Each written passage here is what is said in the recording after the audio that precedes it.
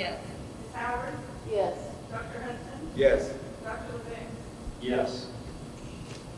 It would be easier for people to understand if I talk a little more quickly, not through a mask. The first item on our agenda is item 2.0, which is a public hearing to hear comments regarding the proposed general fund tax levy.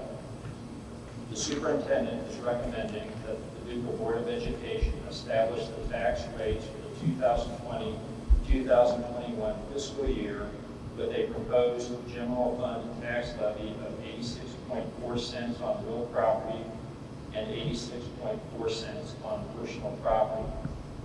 The general fund tax levy in fiscal year 2020 was 86.4 cents on real property and 86.4 cents on personal property, and produced revenue of $8,493,090.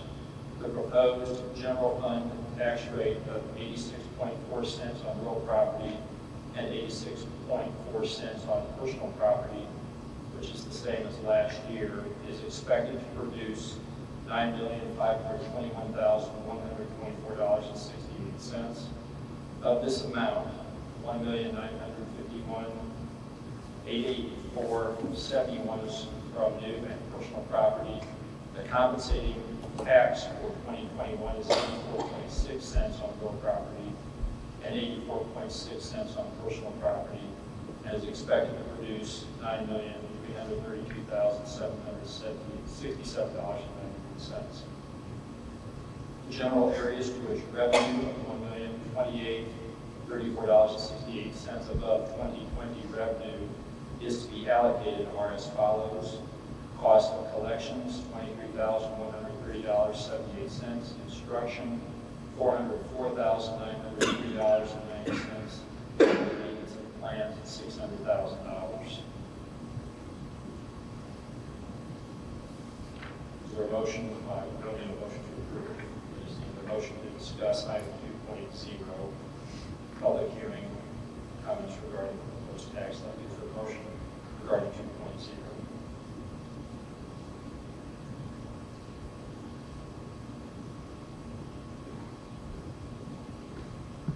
Is there a motion for the board to discuss item 2.0? I'll make a motion Is to there- discuss item 2.0. Is there a second? I'll second. Are there any questions from the board?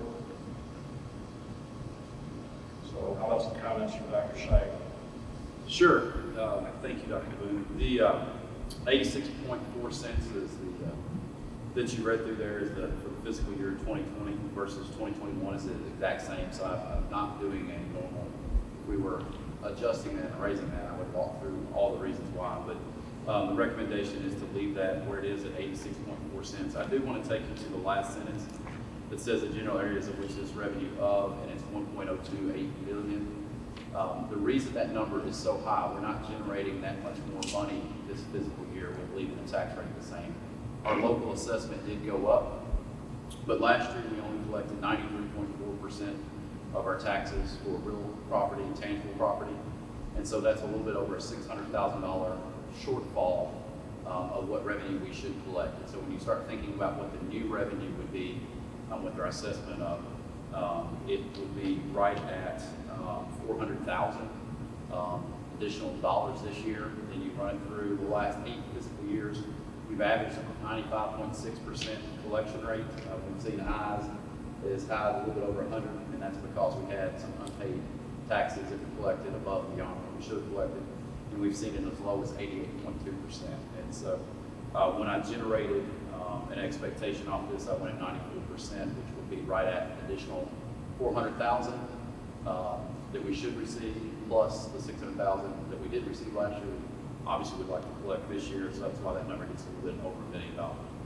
When you start looking at how this impacts our general fund, when our local property assessment goes up because of the equalization trigger in the SEEP formula, then that means the state portion goes down. And so based on our ADA and our assessment, I expect our state SEEP to drop about $130,000. And so what we're looking at with this tax rate would generate roughly $270,000 more dollars.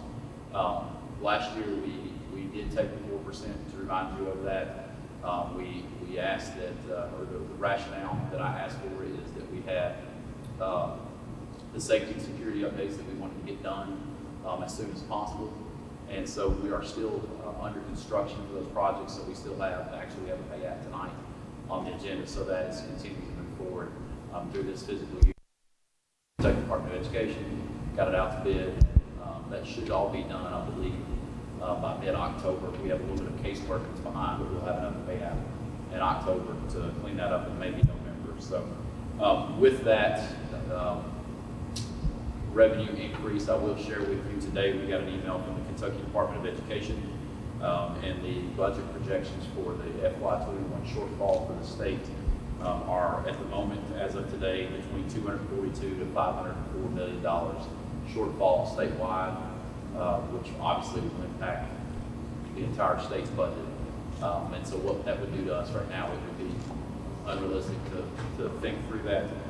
We were assured that it would not affect C, but it's still in September, and it would not affect the state's portion of our teacher retirement that they pay in addition to their health insurance that they pay. So that's putting that together is the reason that I felt like COVID-19, it makes sense to leave our tax rate where it is relative to it's been in the past to generate some additional local dollars with the loss of state dollars and then the expected loss probably through our flex focus funds first before it gets into any part of the seat formula through the Kentucky Department of Education.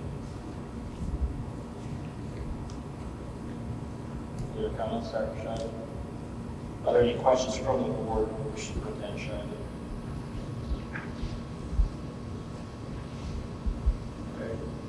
And we'll move on to the next item on our agenda, which is comments from the public who would like to speak against the tax levy. So that's item 2.2 on our agenda. If there's anyone who's here tonight, we had the meeting here at the Tillman Auditorium, so people could be physically distanced and attend the meeting. If they wanted to take an opportunity to make comments against the proposed tax levy, which would leave our tax rate the same this year as was set out last year. Is there anybody in the audience that would like to make comments against the proposed tax levy?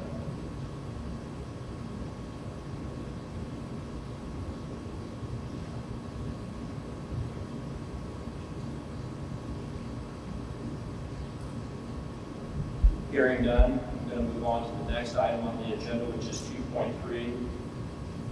And this is an opportunity for people who have attended this meeting to make comments who might be in favor of the proposed tax levy, which again, just to restate that, it's 86.4 cents, which is the same rate as last year. Is there anyone in the audience that would like to make comments in favor of the proposed tax recommendation?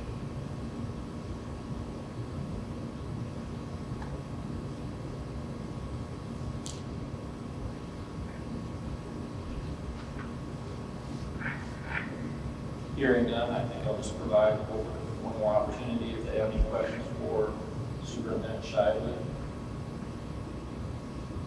And if there's someone in the crowd that would like to comment for or against the tax levy, or if we don't have any additional questions for Dr. Scheidler, we could entertain a motion for adjournment.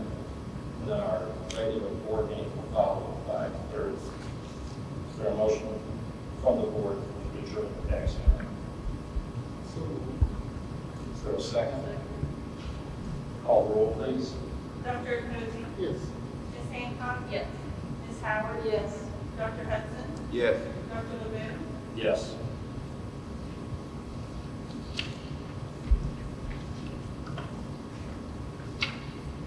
Are